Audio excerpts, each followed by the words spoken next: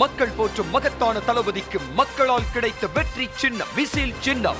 இது நம்ம சின்னம். இவன் YBM பாலாஜி, கொளத்தூர் தொகுதி, தமிழக வெற்றி கழகம். என் நெஞ்சில் குடியிருக்கும்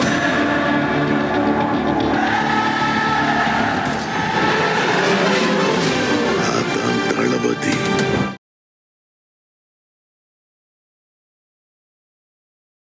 போர் நடந்துகிட்டு இருக்கு. அங்க சொல்லி தானங்க இவங்களும் பேசுறாங்க. அது இவருக்கு தெரியாதுல்ல. அப்ப அவர்கிட்டயும் சொல்ல வேண்டியதானே? அவர்கிட்ட சொல்லணும். அவங்க கூட இதுல இருக்காருல்ல. அப்ப கட்டி காசு வெட்டி போட்டுற வேண்டியதுதான். காசுல ஏற்கனவே வெட்டி போட்டாச்சு அவருக்கெல்லாம். சும்மா வச்சிருக்காங்க.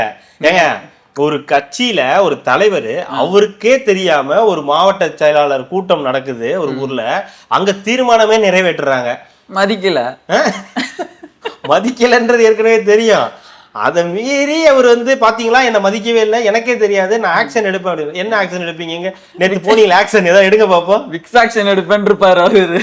டெய்லியும் தான் விக்ஸ் ஆக்ஷன் எடுக்கிறாரு. இங்க 5000 பேருக்கே ஒரு வாரத்துக்கு முன்னாடி கொடுக்கும்போதே இவ்வளோ ஏற்பாடுனா அங்க 25000 பேருக்கு கொடுத்துருக்காங்க.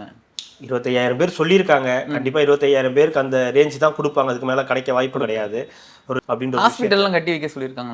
கட்டலாம், ஹாஸ்பிட்டல் கட்டலாம், டாக்டர்ஸ் எல்லாம் கூட்டு வரலாம், நர்ஸ் எல்லாம் உட்கார வச்சிடலாம். இல்ல இவ்வளவு இது பண்ணதுக்கு போலீஸ் ஸ்டேஷன் வைப்போம். அதுதான் அவங்க கேக்குறது என்னன்னா, இந்த தடவை எல்லாம் ஹாஸ்பிட்டலே கட்டி தான் வைக்கணும் போல இருக்கு. அந்த அளவுக்கு தான். அதுதான் சொல்றேன். ஹாஸ்பிட்டல் கட்டி போலீஸ் ஸ்டேஷன் வச்சு ஒரு ஃபயருக்கு ஒன்று ரெடி பண்ணி வச்சுட்டோம்னா எல்லாம் பர்ஃபெக்டா அமைஞ்சிரும். யாரெல்லாம் படிவம் வாங்கினாங்களோ அவங்களையெல்லாம் அனுப்ப சொல்லுங்க அப்படின்ற மாதிரி சொன்னதாகவும், அதுக்கு இந்த டிடி எடுத்து அனுப்பணும் அப்படின்னு சொல்றதுனால டிடி எடுத்து அனுப்புறதுக்கான வேலைகள் ஒரு பக்கம் நடந்துகிட்டு இருக்குன்னு சொல்றாங்க. இது எந்த அளவுக்கு உண்மைன்னு தெரியாது. அது ஒரு கட்டுரையா தான் வந்துச்சு. பட் ஆனா அதை வச்சுக்கிட்டு அந்த இணையத்துல பேசுறாங்க இல்லையா, ஏன் தெரியுமா இவங்க எல்லாம் போய் கொடுக்கல, அங்க இதுக்கு போகணும்னா ஃபார்ம் முதல்ல ஃபில் பண்ணணும், அதுக்கப்புறம் பேங்க்குக்கு போகணும், அதுக்கு டிடி எடுக்கணும், டிடி எடுக்கவே இவங்களுக்கு தெரியாது அப்படின்ற மாதிரி சில பேர்லாம் போட்டிருந்தாங்க. சரி, நடக்கட்டும். இதுதானே, வேற என்ன வேலை? அதுக்கு தானே கொடுக்குறாங்க. துட்டே ரம்மி நாயகன், நடிப்பு நாயகன், நடிப்பு அரக்கன், அப்புறம் தலைவர் சீமானுக்கு ஏதோ திருநிதி நாயகன், இவங்க எல்லாம் 3 ஒண்ணு கூடிருச்சுங்க அப்படின்ற மாதிரி மீம்ஸுக்கெல்லாமே வர ஆரம்பிச்சிருச்சு. எப்படி பார்க்கலாம்? ஒரு இது இல்ல, டிஜிட்டல்ல நம்ம இல்லதான், 3மே ஒண்ணு இல்லதான். என்னது இப்படிலாம் நீங்க பேசுறத நான் கம்மியா தாங்க பேசியிருக்கேன். ரெட்ரோலுக்ஸ் நேயர்களுக்கு வணக்கம். இன்றைய கார்த்திக் விஷன் நிகழ்ச்சியில் தமிழகத்தில் நடக்கும் அரசியல் நிலை பற்றி விவாதிக்கலாம். வணக்கம் கார்த்திக். வணக்கம் ஜோ. ரெட்ரோலுக்ஸை தொடர்ந்து சப்ஸ்கிரைப் பண்றவங்களுக்கு மனமார்ந்த நன்றி. அதே மாதிரி பண்ணாதவங்க சப்ஸ்கிரைப் பண்ணிட்டு வீடியோ பாருங்க. அது இன்னும் எங்களுக்கு அடுத்த கட்ட ஊக்கத்தை கொடுக்கும். போலாங்களா? சொல்லுங்க. வழக்கம் போலதான், வேற என்ன, 3 நாளா அதே டாபிக் தான். இல்ல இது ரொம்ப ஆழம் போய்கிட்டே இருக்கு. அதனால இது என்ன வேணாலும் நடக்கும். வார். ஆமா, அதை பத்தி பேசலாம், தப்பு இல்ல. சவுத் விசஸ் டெல்லி வார் 4 வருஷமா நம்ம ஏடிஎம்கேவை பத்தியும் இதை பத்தியுமே பேசியிருக்கோமே. பிஜேபி, ஏடிஎம்கே, ஓபிஎஸ், இபிஎஸ் இப்படியே பேசியிருக்கோம். ஒரு 4 நாள் காங்கிரஸ் திமுக பத்தி பேசக்கூடாதா? சரி, பேசக்கூடாதான்னா கூட பேசுற மாதிரியான விஷயங்கள் நடந்துகிட்டே இருக்குல்ல. ஏதோ ஒரு விஷயம் நடக்குது இல்ல, அப்ப பேசுறதுல ஒன்றும் தப்பு இல்லையே. ஆரம்பிச்சிருச்சு சண்டை, ஆரம்பிச்சிருச்சு. நம்ம பார்த்துக்கிட்டே இருந்தோம். அந்த ஆட்சியில பங்கு கேட்டுக்கிட்டே இருக்கணும். ஸ்டாலின் அவர்கள் முடியவே முடியாதுன்னு சொல்லிட்டாரு. மாணிக்கம் தாக்கூருக்கும் பிரவீன் சக்கரவர்த்தி மேலே நீங்க நடவடிக்கை தலைமை எடுக்கல அப்படின்னா இங்க கூட்டணி நீங்க கிட்ட பேச்சுவார்த்தைக்கே வராதிங்க, அப்படியே போயிருங்க. தமிழ்நாடு குனியாது. குனியும் பாங்க, நிமிந்தும் பார்க்க மாட்டோம். டெல்லி அண்ணாந்து கூட நாங்க பார்க்க மாட்டோம், எங்களுக்கு தேவையில்லைன்ட்டாங்க. இது உண்மைதான். நீங்க சொல்ற மேட்டர் ஹிந்துலையும் ஒரு கட்டுரையா வந்துச்சு. இன்னைக்கு தி கிரேட் தினமலர்லயும் இது ஹெட்லைன்ஸ்லயே வந்துருச்சு. தினமலர்ல பார்க்கும்போது கொஞ்சம் யோசனையா இருந்துச்சு. இது இருக்கலாமா, வாய்ப்பு இருக்கான்ற மாதிரி இருந்துச்சு. அப்புறம் ஹிந்துலையும் எழுதியிருந்ததை பார்க்கும்போது அதுக்கப்புறம் வேற ஏதோ இன்னொரு ஆர்டிக்கிளும் வந்திருந்தது. கிட்டத்தட்ட திமுக எச்சரிக்கை கொடுத்துருக்கு காங்கிரஸ்க்கு. திமுக என்ன சொல்லியிருக்காங்கன்னா, மாணிக்கம் தாக்கூர் மேலையும் பிரவீன் சக்கரவர்த்தி மேலையும் நீங்க நடவடிக்கை எடுக்காத பட்சத்துல உங்க கூட நாங்க கூட்டணின்ற வார்த்தையே பயன்படுத்தாதீங்க, பேசுறதுக்கான வாய்ப்பே கிடையாது. அதனால நீங்க 2 பேர் மேலேயும் ஆக்ஷன் எடுத்தே ஆகணும். இந்த விஷயத்துக்காக, இந்த மாதிரி பேசுனதுக்காக 2 பேர் மேலேயும் நீங்க ஆக்ஷன் எடுத்தே ஆகணும்னு சொல்லி இங்க இருந்து மெசேஜ் போயிருக்கு. அதனால அவங்க அகைன்ஸ்ட் ஆக்ஷன் எடுக்க முடியாத நிலைமையில இருக்காங்க. கிட்டத்தட்ட போக்கிரியில வர நெப்போலியன் மாதிரி தான். எந்த ஆக்ஷனும் எடுக்க முடியாத நிலைமையில தான் இப்போ காங்கிரஸ் ஆக்ஷன் எடுக்கிறது. அதுக்கு மேலதான் இங்க என்ன பண்ணியிருக்காருன்னா, அடங்கமறு அத்துமீறுன்ற மாதிரி பாரதியார் பாட்டெல்லாமே போட்டு நாங்களாம் வந்து அது எதுக்கு பயப்பட மாட்டோம் அப்படின்னு அது சொல்லி எதுக்குன்னா போட்டிருக்காரு. நேத்து வந்து செல்வ பெருந்தகை போனார் இல்லையா, பெங்களூருக்கு போறேன், மல்லிகார்ஜுனா கார்கேவை பார்க்க போறேன் அப்படின்ட்டு போனார் என்ன இல்லையா. பயமா? அந்த மாதிரி போட்டோன்னே ஐயோ பயந்துட்டேன் அப்படின்னு நம்ம நக்கல் பண்ற மாதிரி நம்மளால வந்து டக்குன்னு அடுத்த நாள் காலையில போட்டாரு, அச்சமில்லை அச்சமில்லை அப்படின்னு பாட்டை போட்டு விட்டுட்டாரு. என்னடா இவன் எதை பண்ணாலும் நம்மளை டார்ச்சர் பண்றான்ற மாதிரி ஒரு பக்கம் செல்வ பெருந்தகைக்கு. நேத்து செல்வ பெருந்தகை வந்து மல்லிகார்ஜுனா கார்கேவை பார்த்து பேசினதுக்கு அப்புறம் அவர் பாத்துக்கிறேன்டாரு, கண்டிச்சிடறேன்டாரு அப்படின்னு. என்ன பேசுனீங்க, என்ன நடந்துச்சு, அவர் என்ன கண்டிக்கிறேன்னாரு, பாத்துக்கிறேன்னாரு, நீங்களும் வந்து இங்க சொல்றீங்கன்ற மாதிரி மீட்டிங் நடந்துச்சு. மெசேஜ் போனது உண்மை. ராகுல் காந்திக்கு வரைக்கும் மெசேஜ் போயிருக்கு. நீங்க அவங்க மேல நடவடிக்கை எடுக்காத பட்சத்துல கூட்டணின்ற பேச்சுவார்த்தையை வந்து எடுக்கிறதுக்கான வாய்ப்புகள் அறவே கிடையாது அப்படின்னு. ஏன்னா இது திமுகவுக்கு ஒரு அவமானம். அதாவது இன்டாக்டா இந்த கூட்டணி இருக்கு, இந்த கூட்டணி பலமான கூட்டணி, இது ஒரு கொள்கை கூட்டணி, இது ஒரு கொள்கை குன்று, எங்களை அடிச்சுக்க ஆளே கிடையாது, நாங்க 2019 இருந்து அப்படி அப்படின்னு பில்டப் கொடுத்துட்டு இருந்த இந்த கூட்டணிக்கு இன்னைக்கு வந்து ஒரு பெரிய அடியை வந்து 2 பேர் சேர்ந்து ரோசன்னா ரெண்டே பேரு இழுத்து போட்டு திமுக வந்து பொளக்குறாங்க. அதுதான் இங்க பெரும் பஞ்சாயத்து ஆகி போச்சு. மச்சான் யாரா அவனுங்க அப்படின்ற மாதிரி காங்கிரஸ் வந்து திமுகவுக்கு ஒரு ஆட்டம் காட்டுறாங்கன்னு சொல்லலாம். ஆமா, கிட்டத்தட்ட உங்களுக்கு யோசிச்சு பாருங்க, இன்டாக்டா இருக்கிற கூட்டணி, வெற்றி கூட்டணி, கொள்கை கூட்டணி, பாஜக எதிர்ப்புல சிறந்த கூட்டணின்ற இடத்துல இருந்து 2 பேர் காங்கிரஸ் வந்து திமுக போட்டு போலன்னு பொழந்துகிட்டு இருக்காங்க. என்ன பண்றதுனே தெரியல. ஒரு பக்கம் அதெல்லாம் அவங்க பேச்செல்லாம் மதிக்காதீங்க அதெல்லாம், ஆனா நியூஸ்ல அதை பத்தியே தான் போட்டுக்கிட்டு இருக்காங்க. அப்ப என்ன ஆகுதுன்னா, அப்ப ராகுல் காந்தி எதுவும் சொல்ல மாட்டேங்கிறாரு, சோனியா காந்தி இன்னும் தலையிடல, மல்லிகார்ஜுன கார்கே நான் பேசுறேன், நான் கண்டிக்கிறேன் அப்படின்னு சொல்றாரு. அப்ப எதுவுமே எந்த ஸ்டெப்புமே எடுக்கப்படல. அப்போ என்னன்னு கண்டிக்க முடியும்? பேசுறாங்க, அவங்க என்ன கேக்குறாங்க, கரெக்ட் தான் பேச சொல்றதே அவங்க தான் வச்சுக்கோங்களேன். இப்ப அவங்கள போய் ஆக்ஷன் எடுத்தாங்கன்னா அப்போ தெரிஞ்சுக்கலாம், அப்போ திமுக கூட இணக்கமாயிட்டாங்க. அப்ப ஆக்ஷன் எடுக்காத வரைக்கும் நம்ம என்ன புரிஞ்சுக்கணும், அப்ப எல்லாத்துக்கும் காங்கிரஸ் தயாரா இருக்கு, காங்கிரஸ் வந்து விரும்பிதான் இந்த விஷயத்தெல்லாம் வந்து செய்யுது அப்படின்றதான் இதுல இருந்து நம்ம புரிஞ்சுக்க வேண்டியிருக்கு. அப்போ மல்லிகார்ஜுன இவர் வந்து மாணிக்கம் தாகூரையும் சரி, பிரவீன் சக்கரவர்த்தியும் சரி, இவங்க டச் பண்ண மாட்டாங்க. எப்ப டச் பண்ணுவாங்கன்னா, கன்ஃபார்ம் ஆக போகுது, அலைன்ஸ் கன்ஃபார்ம் ஆக போகுது, இனிமே நீங்க பேசாதீங்க, உங்க டைம் முடிஞ்சிருச்சு, இனிமே நீங்க க்ளோஸ் பண்ணிட்டு கிளம்பலாம் அப்படின்னு சொல்லி அனுப்புனதுக்கு அப்புறம் தான் அவங்க அமைதியா இருப்பாங்களே தவிர, அது வரைக்கும் இந்த பேச்சுக்கள் வந்து தொடர்ந்துகிட்டே தான் இருக்கும். இது நாளுக்கு நாள் சரி சும்மா காங்கிரஸ் வந்து பேச வைக்குது, ஆட்சியில் பங்குன்றதை பற்றி பிரச்சனை இல்லை, இப்போ எக்ஸ்ட்ரா வந்து இதுதான் சீட்டு கேட்கறாங்க அப்படின்ற ரேஞ்சுக்கு போனா கூட, இன்னைக்கு முகப்பேர்ல என்ன நடந்துச்சு, பேனர் எல்லாம் பிடிச்சி திமுக கிழிச்சு விட்டுருக்கு. அப்போ உங்களுக்கு காங்கிரஸுக்கும் இவங்களுக்கும் பெரிய அளவுல பஞ்சாயத்துன்றது நடந்துகிட்டு இருக்கு.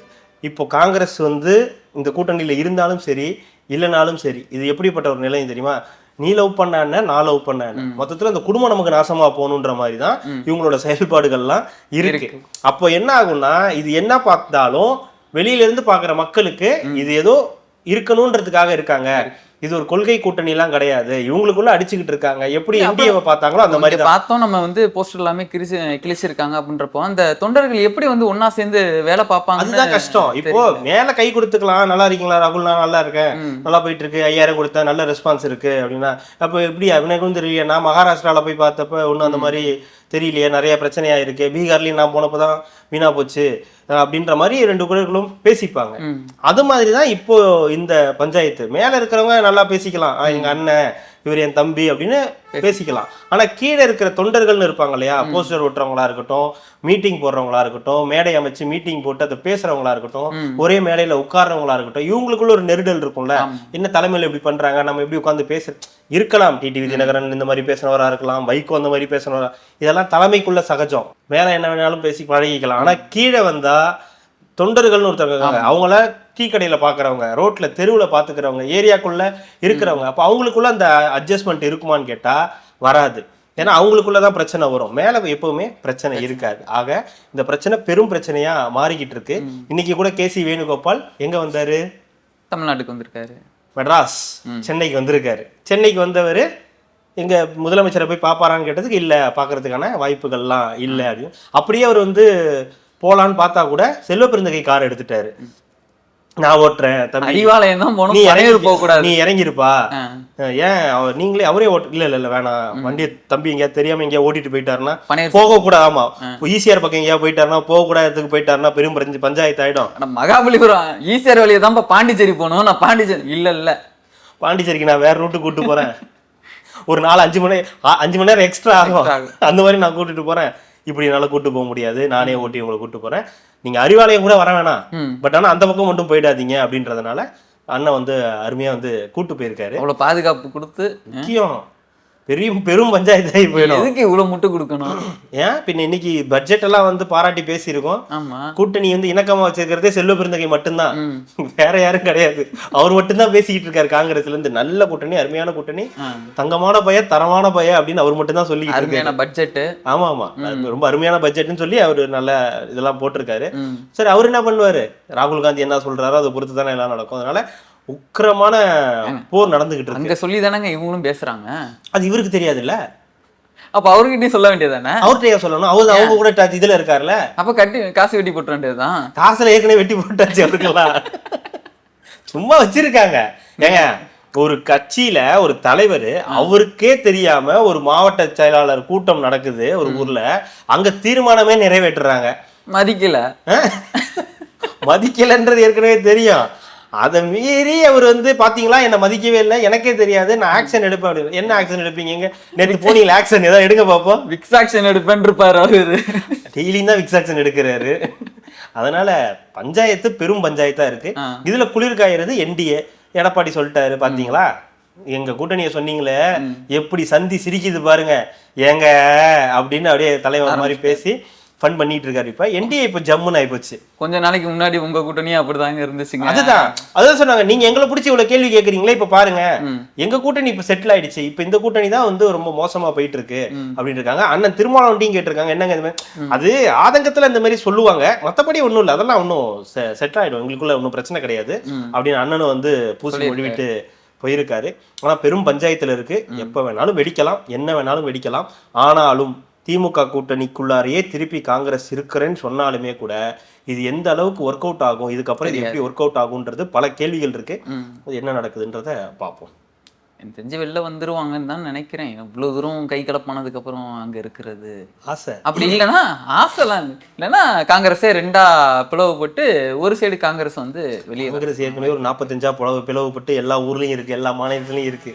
புது காங்கிரஸ் எல்லாம் வராது, வந்தாலும் எதுவும் நடக்க போறது இல்லை. அடுத்தது போயிடலாமா? காது குத்து போனீங்களா? காது குத்து போல, ஆனா காது குத்துன்னு கேள்விப்பட்டேன். அப்படிங்களா? ஆமா. மொய் வச்சீங்களா? மொய்தான் வச்சுட்டு தானே அழைப்புதல்லாம் வந்து அழைப்புதெல்லாம் வருது. எல்லா மொய்யெல்லாம் வந்து தரமா போயிட்டு தான் இருக்கு, எந்த விதமான இதுவும் இல்லாம போயிட்டு இருக்கு, பங்கம் இல்லாம போயிட்டு இருக்கு. யாரு தலைவர்? தலைமை ஏற்று நடத்தினது யாரு? எடப்பாடி. எடப்பாடி தலைமையில இந்த காது குத்து விழாக்கு போயிருக்காங்க. ஆனா காது குத்து விழா நடத்தினது வந்து திமுக அப்படின்னு அதிமுக தரப்புல இருந்து இன்னைக்கு ஒரு முன்னெடுப்பு எடுத்திருந்தாங்க. அதிமுக இந்த மாதிரி சில விஷயங்களை கொஞ்சம் டக்குன்னு அப்படியே பளிச்சுன்னு சில விஷயங்களை பண்றதுல இப்போ கொஞ்சம் இதுவா இருக்காங்க. அதுக்கு முன்னாடி அந்த யார் அந்த சார் அப்படின்ற விஷயம் அதெல்லாம் வந்து கொஞ்சம் கிட்னி திருட்டுக்கு கிட்னி முறைகேடு, ஆமா அதெல்லாம் போட்டு போனாங்க. அந்த மாதிரி இந்த தடவை வந்து காது குத்துக்கு ஒரு போஸ்டர் மாதிரி அடிச்சு இந்த மாதிரி காது குத்துறாங்க, சென்னைக்கு வந்து நதிநீர் அது இதுன்னு சொல்லி நிறைய காது குத்துகள் பண்றாங்கன்னு சொல்லி நல்லா பண்ணியிருந்தாங்க. ஒரு ட்ரெண்டியான ஒரு விஷயமா இருந்துச்சு. அது எல்லாத்தையும் ரீச் ஆச்சு. இன்னைக்கு ஓரளவுக்கு வந்து அந்த விஷயம் வந்து வெளியில பரவலா வந்து பேசப்பட்டுச்சு. அதுலயும் மொய் வைக்கிறவங்க இதுலலாம் வைக்கலாம், வரி இந்த வரியில வைக்கலாம், அந்த வரியில வைக்கலாம்னு போட்டதெல்லாம் வந்து அது எப்படி ஒரு ஹியூமரா அந்த விஷயத்தை எடுத்துட்டு போனாங்க, மக்கள்கிட்ட ரொம்ப ஈஸியா எடுத்துட்டு போற மாதிரி வந்து பண்ணியிருந்தாங்க. பார்க்க நல்லா இருந்துச்சு. பட் பட்ஜெட் பொதுவாக அது வந்து அது கம்பேர் பண்ணி பேச வேண்டிய ஒரு விஷயம். நீங்க என்ன பண்ணீங்க, நான் எங்க ஆட்சியில் என்ன நடந்துச்சு, நாங்க என்ன பண்ணோம், இதுக்கு முந்தின பட்ஜெட்ல இப்போ திமுகவுடைய முந்தின பட்ஜெட்ல என்ன நடந்தது அப்படின்றதெல்லாம். ஆனால் தொடர்ந்து நம்மலாம் பார்ப்போம்ல, சென்னையை சிங்கார சென்னையாக மாற்றுவதற்காக இத்தனை லட்சம் கோடி ஒதுக்கப்பட்டது, ஏரியை சுத்தம், சென்னையில் இருக்கக்கூடிய அந்த ஏரியை சுத்தம் செய்வதற்காக இத்தனை லட்சம் கோடி ஒதுக்கப்பட்டது. எத்தனை லட்சம் கோடியும் ஒதுக்குறீங்க, ஆனால் ஒரு தடவை கூட அந்த கூவம் ஏன் சரியாக மாட்டேங்குது, அந்த கூவம் ஏன் வந்து நார்மல் வந்து ஒரு ரூபா மாற மாட்டேங்குது அப்படின்ற ஒரு கேள்வி எல்லாருக்கும் இருக்கு. அதே தான் இந்த தடவையும் மறுபடியும் இந்த தடவை ஒதுக்கப்பட்டிருக்கு. இந்த தடவையும் அது ஒதுக்குனதாவே தான் இருக்குமே தவிர வேற எதுக்குமே வந்து பயன்படாது. அதான் 5000 ரூபாய் கொடுத்துட்டாலும் எல்லாம் சரியாயிடும், எல்லாம் சரியாயிடும். ஓவரால் பட்ஜெட் நம்ம ஒன்றும் சொல்றதுக்கு இல்லை, அதை நான் ஃபுல்லா பார்க்கல, தூங்குறதுக்கு இல்லை, அதை ஃபுல்லா பார்க்கணும். அது நிறைய இது இருக்கு, போன பட்ஜெட் இந்த பட்ஜெட் எல்லாம் பார்க்கணும். ஒரு சிலர் சொல்லும் போது சொல்லியிருக்காங்க, அன்புமணி அவர்கள் வந்து அழகா சொல்லிட்டாரு, சேம் பட்ஜெட் தான், இந்த பட்ஜெட்னால ஒரு இதுவும் கிடையாது, ஒவ்வொருத்தரோட தமிழ்நாட்டு மக்களுடைய தலையிலையும் 1 லட்சம் ரூபாய்க்கு ஏதோ 1 லட்சம் கோடி ஏதோ சம்திங் ஒரு அமௌண்ட் சொல்லியிருந்தாரு. அவர் வந்து எப்பவுமே 11 லட்சம் என்னமோ கடன் இருக்கு. அன்புமணி எப்பவுமே வந்து இந்த விஷயத்துல பர்ஃபெக்டா இருப்பாரு. என்ன பிரச்சனைனா அவர் கொடுக்குற அறிக்கையெல்லாம் மக்கள்கிட்ட போய் சேராது. ஏன்னா அவங்களுடைய கட்சியோட அந்த தன்மை அப்படின்றதுனால அன்புமணி கொடுக்கக்கூடிய எல்லா அறிக்கையுமே வீணாக தான் போகுமே தவிர மக்கள்கிட்ட போய் சேரவே சேராது. அது அவங்களுடைய மைனஸ். ஆனால் நீங்கள் அறிக்கையை பார்த்தீங்கன்னா மாணிக்கம் தாகூர் பேசுறதெல்லாம் ஹைலைட் ஆக்கிட்டு இருக்கீங்க. நான் ஒருத்தன் இருக்கேன், நான் தமிழ்நாட்டுக்காரன், என்னை பற்றி கொஞ்சம் பேசுங்கன்றாங்க, பேச மாட்டேங்கிறேன். பேசணும்னா நீங்கள் பேசுகிற அளவுக்கு எதனா பண்ணியிருக்கணும் சார். திடீர்னு வந்து என்னை பற்றி பேசுங்க அப்படின்னா நீங்கள் அறிக்கை சூப்பராக தயார் பண்ணுறீங்க. எதிர்கட்சியை விட பயங்கரமாக அறிக்கை தயாரி பண்ணுறதுல பாமகவும் அன்புமணி அவர்களோட டீமும் சரி பயங்கரமான டீமு. ஆனால் அன்ஃபார்ச்சுனேட்லி உங்கள் மேல் விழுந்த முத்திரை அந்த மாதிரி, அதனால் உங்களுடைய அறிக்கைகள் எப்போவுமே வந்து பெரும்பாலும் எடுபடாம போயிடுது. அது பெரிய அளவுக்கு மக்கள் மத்தியில ரீச் ஆகிறது கிடையாது. அது எடப்பாடி கொடுக்கும்போதோ இல்லை ஒரு விஜய் அவர்கள் கொடுக்கும்போதோ அது பெரிய அளவுக்கு பேசப்படுது. சீமான் பேசும்போது கூட நல்ல விஷயங்கள் நிறைய பேசுவார். முக்கியமான ஏன் இந்த இதெல்லாம் சொல்லுவார். அவரும் சில விஷயங்கள்ல அந்த மாதிரி அவர் முன்னுக்கு பின் முரணா பேசுறது, இப்போ ஒன்று பேசுறது, அப்புறம் ஒன்று பேசுறதுன்னு பேசுறதுனால அவரு மேலேயும் வந்து நம்பிக்கை இழக்கிறாங்க. என்னத்தை கொடுத்துருக்க போறாரு அப்படின்ற மாதிரி கடந்து போயிடுறாங்க. இதுதான் பிரச்சனையே தவிர அறிக்கை, ஏன்னா அவர் கொடுக்குற அறிக்கையெல்லாம் நீங்க படிச்சு பார்த்தீங்கன்னா ஒரு டீடைல்டா இருக்கும், பர்ஃபெக்டா இருக்கும். இப்படிதான் அறிக்கை கொடுக்கணும்ன்றது அன்புமணி அவர்கள் நல்லா நீட்டா கொடுப்பார். ப்ரெசென்ட் பண்றதுல அவங்களோட அந்த விஷயம் எல்லாமே பர்ஃபெக்டா இருக்கும். தெரியாத பல விஷயங்களை தெரிஞ்சு, ஆமா ரஜினி சொல்லுவார் இல்லையா, தெரியாத பல விஷயங்களை தெரிவிக்க போறேன், புரியாத பல விஷயங்களை புரிய வைக்க போறேன், பாட்டிலே அறிக்கையில அந்த மாதிரி பட்ஜெட்லே அப்படின்னு சொல்லியிருக்காங்க. அடுத்து நம்ம தாவேகா சைடு வருவோமா கொஞ்சம், இல்லை மற்றதெல்லாம் முடிச்சிட்டிங்க வருவோமா? உங்கள் விருப்பம். அப்படியே போயிடலாம். நம்ம 23ஆம் தேதி வேலூரில் வந்து மக்கள் சந்திப்பு அந்த கூட்டம் நடத்துகிறதா சொல்லியிருக்காங்க. 17? ஆமாம் 17. இன்னைக்கு 19, 20, 21 திங்கக்கிழமை 5 நாள். ஏன்னா நம்ம கணக்குல வீக்குன்றத கண்டுபிடிச்சிட்டாங்க அப்படி கமெண்ட்ஸ்ல. அன்னைக்கு நீங்க ஒரு 20 இது கேட்டதுக்கு சொன்ன இல்லையா, எல் இல்ல டீன்னு சொன்ன இல்லையா, அது வந்து கரெக்ட் தான். எல்லு தானே, பார்த்துக்கோங்க. நாங்கள் எல்லா கமெண்ட்ஸும் படிச்சுக்கிட்டு தான் இருக்கோம். 23ஆம் தேதி கொடுத்துருக்காங்க. இன்னும் அனுமதி கொடுத்துருக்காங்களா என்னன்றது இன்னும் கன்ஃபார்ம் ஆகலை. பட் ஆனால் கேட்டிருக்காங்க 23ஆம் ஆய்வுலாம் மேற்கொள்றாங்க. வேலூர்ல இருக்கக்கூடிய அந்த எஸ்பி எல்லாம் போய் 5 நாள் தானே இருக்கு. இல்ல இருக்கு, கொடுத்துருவாங்க. கொடுப்பதற்கான அத்தனை வாய்ப்புகளும் இருக்கு. ஏன்னா ஆய்வு போய் மேற்கொள்றாங்கன்னா கிட்டத்தட்ட உறுதியாகிற மாதிரியான ஒரு இதுதான் அது. இங்க 5000 பேருக்கே ஒரு வாரத்துக்கு முன்னாடி கொடுக்கும்போதே இவ்வளோ ஏற்பாடுனா அங்க 25,000 பேருக்கு கொடுத்துருக்காங்க. 25,000 பேர் சொல்லியிருக்காங்க. கண்டிப்பா 25,000 பேருக்கு அந்த ரேஞ்ச் தான் கொடுப்பாங்க. அதுக்கு மேல கிடைக்க வாய்ப்பு கிடையாது. ஒரு கிட்டத்தட்ட 30 to 33 ஏக்கர் அளவுக்கு அந்த இடம் வந்து இருக்கு. அந்த மாவட்ட செயலாளர் அவங்க என்ன நிபந்தனை கொடுத்தாலும் எல்லாமே ஏத்துக்கிறோம் அப்படின்றத அவர் வந்து உறுதிப்படுத்திட்டாரு. எந்த நிபந்தனையா இருந்தாலும் பரவாயில்ல, நாங்க ஏத்துக்கிறோம். 25,000 பேருக்கு அனுமதி அப்படின்ற ஹாஸ்பிட்டல்லாம் கட்டி வைக்க சொல்லியிருக்காங்க. கட்டலாம், ஹாஸ்பிட்டல் கட்டலாம், டாக்டர்ஸ் எல்லாம் கூட்டு வரலாம், நர்ஸ் எல்லாம் உட்கார வச்சிடலாம். இல்ல இவ்வளவு இது பண்ணதுக்கு போலீஸ் ஸ்டேஷன் வைப்போம். அதுதான் அவங்க கேட்கறது என்னன்னா, இந்த தடவைலாம் ஹாஸ்பிட்டலே கட்டி தான் வைக்கணும் போல இருக்கு. அந்த அளவுக்கு தான் அதுதான் சொல்றேன். ஹாஸ்பிட்டல் கட்டி போலீஸ் ஸ்டேஷன் வச்சு ஒரு ஃபயருக்கு ஒன்று ரெடி பண்ணி வச்சுட்டோம்னா எல்லாம் பர்ஃபெக்டா அமைஞ்சிரும். வழக்கம் போலதான் இந்த 25,000 பேரோ 35,000 பேரோ விஷயம் அது கிடையாது. இந்த கூட்டத்துக்கு வரவங்க வந்துட்டு சேஃபா வந்து போகணும். அதுதான் மெயின். மற்ற எதுல நீங்க கான்சென்ட்ரேஷன் பண்றீங்களோ இல்லையோ, இந்த விஷயத்துல நீங்க பர்ஃபெக்டா இருக்கணும். இது எது நடந்தாலும் அது உங்க தலையில தான் வந்து விழும். கவுண்ட் அப்புறம் ஏறிக்கிட்டே போகும். இதனால உங்களுக்கு அரசியல் ரீதியான பாதிப்புகள்லாம் வரும். அதை அந்தந்த மாவட்ட செயலாளர்களும் அங்க இருக்கக்கூடிய காவல்துறையும் பொறுப்பா இருந்து அந்த மாதிரி சம்பவம் எதுவும் நடக்காம வந்து பாத்துக்கணும். அதுல தலைமையில இருக்கக்கூடியவங்களும் அதை ரொம்ப கண்கொத்தி பாம்பா வந்து பார்த்தாதான் வந்து இந்த மாதிரியான சம்பவங்களை தவிர்க்க முடியும். ஸோ மற்ற இடங்களை விட இப்போ வேலூர் வந்து இப்போ ரொம்ப கண்காணிப்புக்குள்ள ஒரு பகுதியா என்னன்னா, வேலூர் தான் ஹீட்டஸ்ட் சிட்டி. அதுதான் வேற. இப்போ வெயில் நீங்க சொன்னீங்க சேலம் இதுலயே சொன்னீங்க, கூடாரம் போட சொல்லுங்க, சேர் போட சொல்லுங்கன்னாங்க. நிறைய பேர் கமெண்ட் பண்ணியிருந்தாங்க, சேர் போடுறதுக்கு அனுமதி கிடையாது, கூடாரம் போடுறதுக்கு விஜய்க்கு வந்து அனுமதி கொடுக்கல அப்படின்றப்போ வேற என்னதான் பண்ணுவாங்க? அதே மாதிரி அந்த 12 to 3ன்றது இவங்க கேட்ட டைமிங்ன்றது வந்து போலீஸ் அவங்களும் டேக் பண்ணி போட்டிருக்கிறதா சில விஷயங்கள் வந்துகிட்டு இருக்குது. இது எல்லாமே நடக்குது தான் ஜோ. ஆனால் நீங்கள் என்ன கடைசியாக அது எங்கே வந்து முடியுன்றது விஷயம் இருக்கு இல்லையா. இந்த கூடாரம் போடாதது, வெயில் இப்போ வெயில் ஸ்டார்ட் ஆயிடுச்சுன்றது எல்லாருக்கும் தெரியும். ஸோ 12 to 3 நம்ம வாங்கும்போது என்ன ஆகும், அந்த மாதிரி பிரச்சனை வரும். காலையிலேயே உங்களுக்கு வெயில் தானே, உங்களுக்கு 8 மணி 9 மணிக்கு அப்புறமே வெயில் தான். ஸோ விஜய் வந்துட்டு போகிற அந்த 2 மணி நேரம் வெயில நிற்கணும்னா அது முடியாத காரியம். அவங்க கேப் கொடுத்தாலும், தண்ணீர் கொடுத்தாலும், ஜூஸ் கொடுத்தாலும், என்ன கொடுத்தாலும் அவங்களுக்கு அது இது ஆகாது. ஸோ அப்போ ஒரு கூடாரம் மாதிரி போடணும். அப்படி இல்லைன்னா ஏதாவது ஒரு இது ரெடி பண்ணணும், உள்ளரங்கு கூட்டம் மாதிரி தான் ரெடி பண்ணணும்.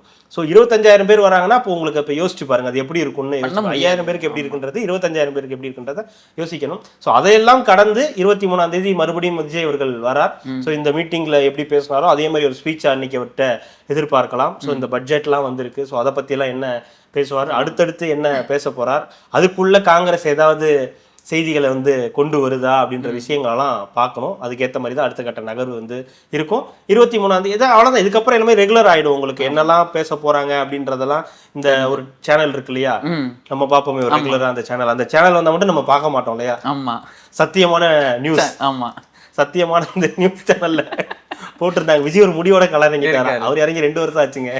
முடியோட களை இறங்கிட்டாரா. இப்போதான் இது ஒரு செய்தின்னு அதில் உட்காந்து ஒரு இந்த ஆசிரியர் உட்காந்து பேசுவாங்க. அது வந்து போட்டிருக்காங்க. அப்போனா நீங்கள் அதை நம்ப வேண்டாம். விஜய் அந்த மாதிரி முடியெல்லாம் எடுத்துருக்க மாட்டாரு. இனிமேல் ரெகுலராக மீட்டிங் அதெல்லாம் வந்து இருக்கும். ஸோ ரெகுலராக எல்லா ஊருக்கும் வருவாங்க. அதுதான் இப்போதைக்கு செய்தி. பிப்ரவரி எப்போதான் முடியுன்ற மாதிரி இருக்குது. ஏங்க வெயிட்டிங்லேயே அது ஒரு மாதிரி டென்ஷன் ஆகுதுங்க. இதுவும் இல்லாமல் அதுவும் இல்லாமல் என்ன கட்சி கூட்டணின்னு தெரியாம என்ன நடக்குதுன்னு தெரியாம அனுமதி கொடுத்ததும் இல்லாமல் கொடுக்கலனாலும் ஆனாப்பட்ட தேமுதிகவே இன்னும் முடிவு அறிவிக்கல. காங்கிரஸுக்கு போயிட்டீங்க. காங்கிரஸுக்கு போயிட்டேன்றீங்களா?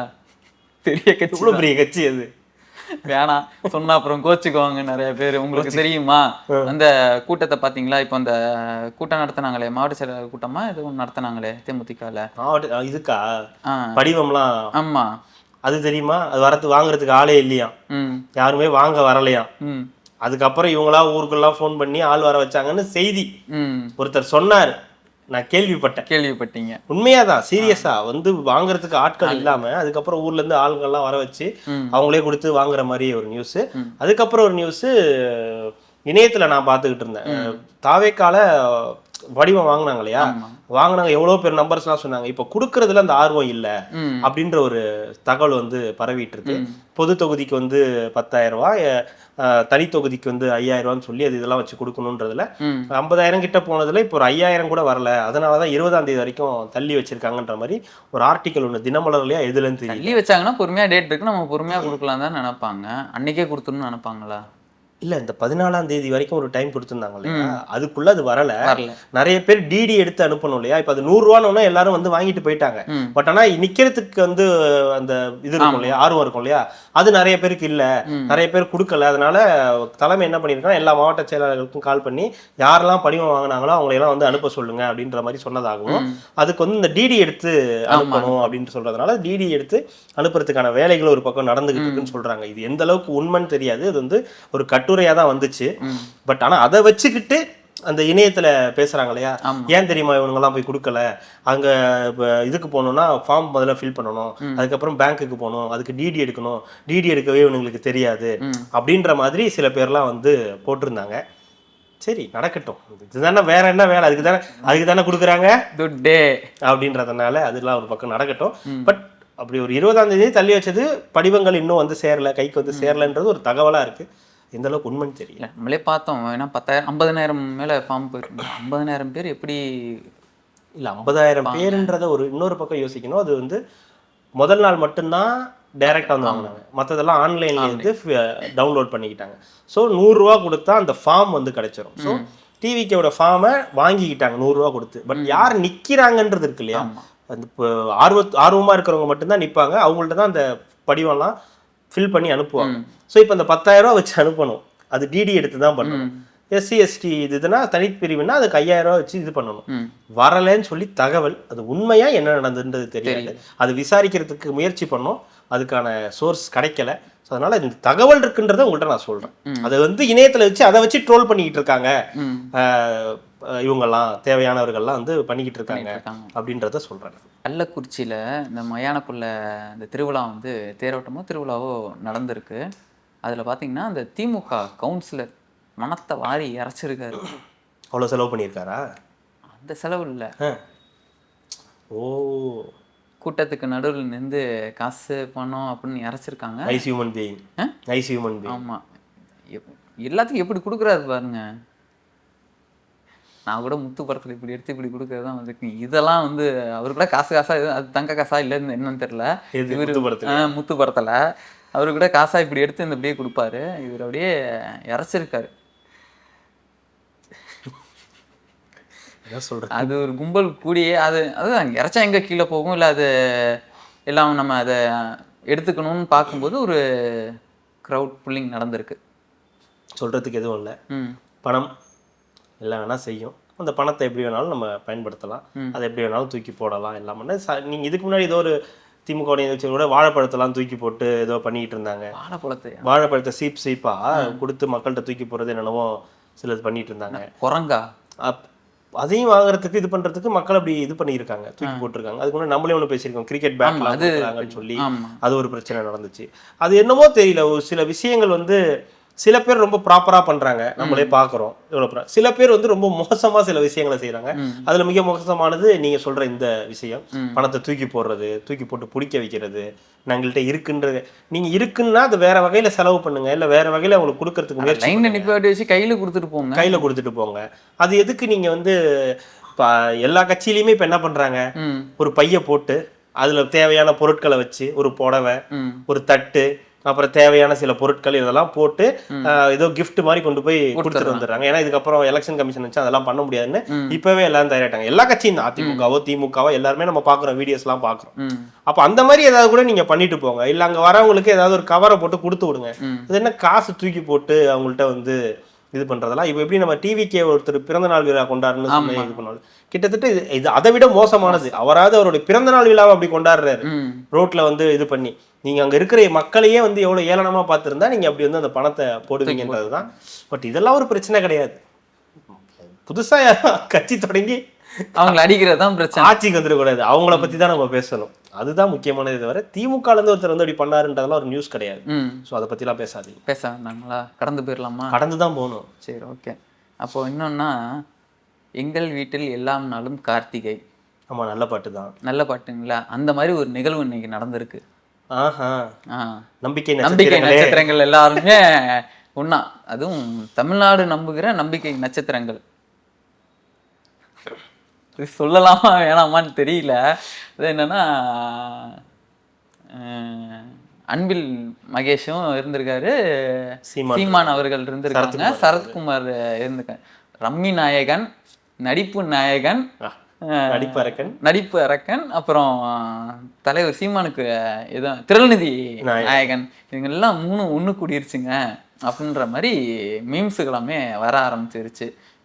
எப்படி பார்க்கலாம்?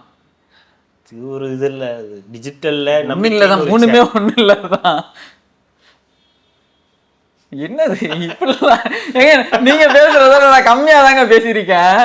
மூணுமே ஒண்ணு இல்லைன்னா எனக்கு புரியலையே. மூணுமே இல்லைன்னா தமிழ்நாட்டுல அவ்வளவு பெரிய வாக்கு வங்கியோ இல்ல செல்வாக்கோ இல்ல, பெரிய வாக்கு வங்கி உள்ள கட்சியில ஒருத்தர் இருக்காரு. ஆமா, தேசிய கட்சியில தன்னுடைய கட்சியை நைட்டோட நைட்டா போய் இணைத்தவர் ஒருத்தர்.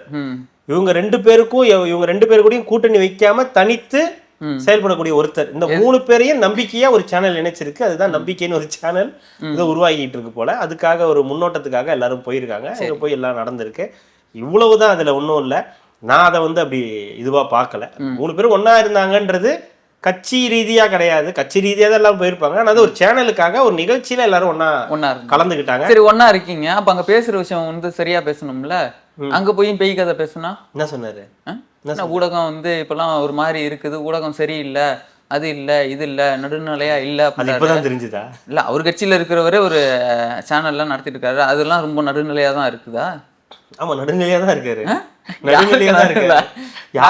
நடுவில் இருந்தா அடிபட்டு செத்துருன்னு சொன்னாருங்க அவரு. யாருக்கு நடுநிலையா இருக்காருன்னு கேளுங்க. யாருக்கு இருக்கணுமோ அவங்களுக்கு நடுநிலையா இருக்காரு அவரு. அதனால இல்ல ஜோ, அது வந்து நீங்க அப்படி பார்க்காதீங்க. எப்படின்னா, இது வந்து ஒரு நிகழ்ச்சி, அந்த நிகழ்ச்சியில கட்சி இது இல்லாம எல்லாரும் கலந்துக்கிட்டாங்க. அந்த வகையில எல்லாருமே இங்க பண்பட்டு இருக்காங்க. அவங்க வராங்களா, நான் வரல, இவங்க வராரா, நான் வரல, சீமான் வராரா, நான் வரமாட்டேன், அன்பில் வராரா, நான் வரமாட்டேன்னு இல்லாம ஒரு இடத்துல எல்லாரும் ஒன்னா, ஒரு பாஜகவோ ஒரு திமுகவோ ஒரு நாம் தமிழர் கட்சியோ ஒன்னா கலந்துக்கிறாங்க. அதிமுகவும் தாவேகாவும் மிஸ் ஆன மாதிரியே எனக்கு ஒரு வேலையா இருந்திருப்பாங்க, அதனால கலந்துருக்கோம். இல்ல வேற யாராவது இருந்திருப்பாங்க, அந்த மேடையில நமக்கு மேல இல்லாம இருந்திருக்கலாம். அவங்களோட நிர்வாகிகள் யாராவது குறைவான நிர்வாகிகள் ஆனாலும் கலந்துகிட்டு இருந்திருக்கலாம். ஏன்னா அவங்களை தவிர்த்துட்டு இது பண்ணிருக்க மாட்டாங்க. ஸ்பெஷல் கெஸ்ட்னு சிலர் பேர் கூப்பிட்டுருப்பாங்க, அதுல இந்த மூணு பேர் முக்கியம். ஆனா தலைவனை ஏன் கூப்பிட்டாங்கன்னு தான் எனக்கு தெரியல. இவரு சரத்குமார் அது என்ன கதைன்னு தெரியல. அது இருந்தாலும் ஒரு கட்சியோட தலைவர் இல்லையே, இப்ப அந்த கட்சியோட தலைவர் கிடையாது. பாஜக ஒரு முக்கியமான பொறுப்புல தான் இருக்காரு. அவர் ஒரு கட்சியோட தலைவர் இப்ப கிடையாது. முன்னாள் கட்சியின் தலைவர், சமத்துவ மக்கள் கட்சியின் தலைவர் வேணா சொல்லிக்கலாமே தவிர அது ஒரு கட்சி தலைவர் கிடையாது. அது ஒரு சாதாரண விஷயம் தான், அது ஒன்றும் இது கிடையாது, அரசியல் எதுவும் கிடையாது. ஒரு பண்பட்ட விஷயமா தான் அப்படி பார்க்கணும். இல்ல எல்லாருமே நீங்க சொன்ன போதுதான் எனக்கு ஞாபகம் வருது, பச்சை கிளி முத்துச்சரத்துல நான் எதுக்கு அது இந்த படத்துக்கு அப்படின்னு கேட்டாருங்களா, அந்த மாதிரிதான் நான் எதுக்குங்க அந்த நிகழ்ச்சிக்கு தெரியல, அது அப்புறமா சொல்லுவாங்க. நம்பிக்கை இல்ல, அவரு ஒரு நம்பிக்கை நாயகன் தானே.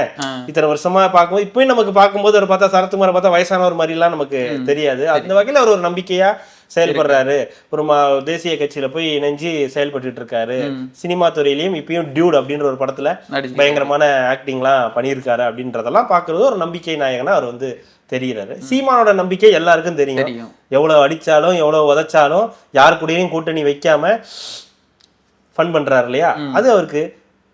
இவரு அன்பில் மகேஷையும் எல்லாருக்கும் தெரியும். எவ்வளவு வேணா ட்ரோல் பண்ணிக்க, அதை பத்திலாம் நான் கவலைப்பட மாட்டேன் அப்படின்னு சொல்லி அவருடைய துறையில அவர் வந்து ஒரு பாட்டுக்கு வேலை செஞ்சுட்டு இருக்காரு. அதனால இந்த ஒரு 3 பேரையும் நம்பிக்கையின் அடையாளமா மையப்படுத்தி அந்த ப்ரோக்ராம் வந்து செஞ்சிருக்காங்க. பட் நான் அதுக்கு இதெல்லாம் சொன்னா கூட உண்மையா சொன்னா இப்போ இருக்கிற அரசியல் தலைவர்கள் எல்லாருமே ஒரு பண்பட்டவங்களா தான் நடந்துக்கிறாங்க. திருமாவளவன் அண்ணாமலையை பார்க்கும் போதும் கையை கொடுத்து கட்டி பிடிச்சி தான் பேசுறாங்க. சீமானும் அண்ணாமலையும் சந்திக்கும் போதும் அப்படி வந்து நல்ல விதமாக தான் பேசிக்கிறாங்க.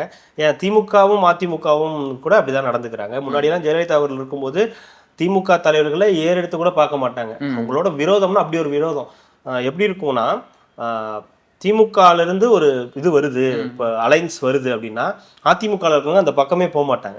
அந்த அலைன்ஸே வேணான்றுவாங்க. கல்யாணமே கூட வந்து வேணாம், நல்ல சம்பந்தமா இருக்கும், அதெல்லாம் வேணான்னு சொல்லுவாங்க. அந்த அளவுக்கு மோசமான இந்த நிலையெல்லாம் இருக்கு. ஆனா இப்ப அந்த மாதிரிலாம் கிடையாது. உதயநிதிக்கும் எடப்பாடிக்குமே கூட சட்டசபையில காரை மாத்தி ஒரே காருன்றதுனால மாறி மாறி போயிடுறாங்கன்னு, நீங்க என் காரை எடுத்துட்டு போங்க, எனக்கு எந்த பிரச்சனையும் கிடையாது, ஆனா நீங்க கமலாலயம் மட்டும் போயிடாதீங்க அப்படின்னு உதயநிதி சொல்றது அந்த மாதிரி சகஜமா இருக்கு. அந்த வகையில கார்த்தியோட ஆராய்ச்சியின் முடிவுல பாத்தீங்கன்னா தமிழ்நாட்டுல இருக்கிற எல்லா கட்சிகளும் சமத்துவமா இருக்காங்கன்றது. கட்சிகள் சமத்துவமா இருக்காங்களோ இல்லையோ, தலைவர்கள் ஓரளவுக்கு வந்து அந்த சமத்துவன்றதெல்லாம் இல்ல, விரோதம் பாராட்டாம நீ விரோதி அப்படின்லாம் சொல்லாம பாக்குற இடத்துல கை கொடுத்து சிரிச்சுக்கிட்டு பேசிக்கிட்டு போறாங்க. அதுக்காக சொன்னேன். எல்லாம் ஒண்ணுக்குள்ள ஒண்ணுதானே, அதுக்கு என்ன பண்றது, எல்லாம் ஒண்ணுக்குள்ள ஒண்ணுதான். அந்த கருத்துல வந்து மாற்றம் இல்ல, அது மாற்றம் கிடையாது. எனக்கு உங்களுக்கு கூடுதலா ஒரு தகவல் சொல்றேன். இன்னொரு புதிய கட்சி ஒண்ணு உருவாக போகுது தமிழ்நாட்டுல. இந்த 24 அது இல்ல, அது இல்லாம இன்னொன்னு பண்ருட்டி ராமச்சந்திரன் ஒருத்தர் இருக்காரு, உங்களுக்கு தெரிஞ்சிருக்கும், ஓபிஎஸ் கூட. ஆமா, அவரு ஒரு கட்சி ஆரம்பிக்க போறாராம். அவரு கதையே என்னன்னு தெரியல, நம்ம பேசினா வேஸ்ட் ஆஃப் டைம்னு போயிருவீங்க. வேஸ்ட் ஆஃப் டைம் தான் அது, சும்மா சொன்னேன். ஓபிஎஸ்க்கே நீங்க சொல்லுவீங்க, ஓபிஎஸ் கூட இருந்தவருக்கு யோசிச்சு பாருங்க. இவரு ஓரளவுக்கு பெரிய தலைவர் தான், விஜயகாந்த் கூட எல்லாம் இருந்திருக்காரு, ஜெயலலிதா கூட இருந்திருக்காரு தான். இப்ப சொல்றேன், அவரு கட்சி தொடங்க போறதா தகவல்கள் வந்துகிட்டு இருக்கு. என்ன நடக்க போகுது, தமிழ்நாடு என்ன கதி ஆக போகுது, இந்தியாக்குள்ள போய் இணையறதுக்கா இதுல போய் இணைய போறாருன்னு தெரியல. கட்சி ஆரம்பிக்க போறாரா அப்படின்னு அவர் கூட இருந்த ஒருத்தர் சொல்லி இப்போ ஒரே செய்திகள் ஒரே பரபரப்பு செய்தியா இருக்கு. அதுக்காக உங்கள்கிட்ட சொல்லணும்ன்றதுக்காக. அங்காதுங்க தமிழ்நாடு பக்கட்டுங்க 10 முனை போட்டியா மாறிடுச்சுன்னா அவரெல்லாம் எந்த மூலையிலயும் நிக்க மாட்டாரு. அப்புறம் எதுலயா போய் ஒட்டிப்பாரு, அவ்வளவுதான். அவரு போய் எந்த மூலையில நிக்க போறாரு, தெருமுனையில தான் நிக்கணும். நான் ஆல்ரெடி சொல்லிட்டு இருந்தேன், ஏற்கனவே தெருமுனையில தான் எல்லாம் நின்றுட்டு இருக்காங்க. இப்பதான் ஒருத்தர் தைன்னு சொல்லிட்டு இருந்தாரு. ஆமா, யோ தை முடிஞ்சு போச்சு, என்ன ஏன் நீங்க விட மாட்டீங்களா அந்த தைய, இதான் மாசி பிறந்துருச்சு இல்ல, விட்டுட்டு போங்க அப்படின்னு. பிறந்த உடனேவா சொல்ல முடியும், இருங்க அது போகட்டும். முடிஞ்சிருச்சுங்க, தை பிறந்து முடிஞ்சிருச்சு, இப்பயே சொல்லுங்க. அதையே கேட்டுட்டு இருக்கீங்க, ஏன் தம்பி அதையே ஞாபகப்படுத்திட்டு இருக்கீங்கன்னு கடந்து போயிட்டாங்க. அவருதான் அவர்கிட்ட, அப்புறம் அவர்கிட்ட இருந்த கடைசி ஒரு நபரும் அவரு தான். இப்ப அவரே ஒரு கட்சியாரு, உன்னாண்ட முடியாதாப்பா அப்படின்னு சொல்லிட்டு அவர் என்ன பண்றாரு, ஒரு கட்சியை தொடங்க போறதா தகவல் வந்திருக்கு. அவர் எங்க போக போறாரு, டிவிக்கே வச்சு என்டிஏக்கு போக போறாரா, இல்ல திமுக போக போறாரா, சர்வதேச நீதிமன்றத்தை நாட போறாரு. எங்கேயாவது போய் நாடுங்க, உங்களுக்கு எங்கேயுமே உங்களுக்கு நீதி கிடைக்காது, போங்க. முடிச்சிடலாங்களா? ப்ளீஸ். மீண்டும் நாளைக்கு என்ன நடக்கலாம் இருக்குதுன்னு தெரியல, காத்துக்கிட்டு இருப்போம். அதை பத்தி நாளைக்கு நாளைக்கு என்ன தகவல்கள்லாம் இருக்குன்னு பார்த்துட்டு நம்ம மீண்டும் விவாதிக்கலாம். மிக்க நன்றி. என் நெஞ்சில் குடியிருக்கும்